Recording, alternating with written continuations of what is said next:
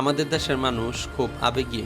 Brazil Argentina ছাড়া কিছুই বোঝে না, অ্যান্ড তারা ধরেই নেয় যে প্রতিবার ব্রাজিল এবং আর্জেন্টিনা ফাইনাল খেলবে। তারা এটা বুঝতে পারে না যে এখানে বাকি যেই দলগুলো আসে তারাও বেশ স্ট্রং এবং সবাই এখানে উইনার হতে আসে।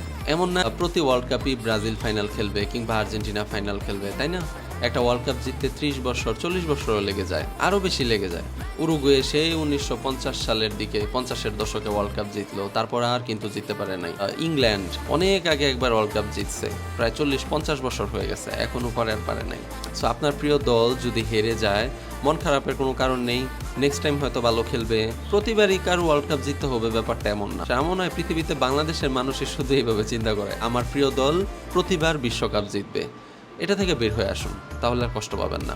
মারামারিও করতে মন চাবে না, যেভাবে ব্রাহ্মণবাড়িয়ার লোকজন ওয়ার্ল্ড কাপ নিয়ে প্রতিবারই ব্রাজিল আর্জেন্টিনা নিয়ে ওরা মারামারি করে। সো এই ধরনের সিচুয়েশন ক্রিয়েট হবে না।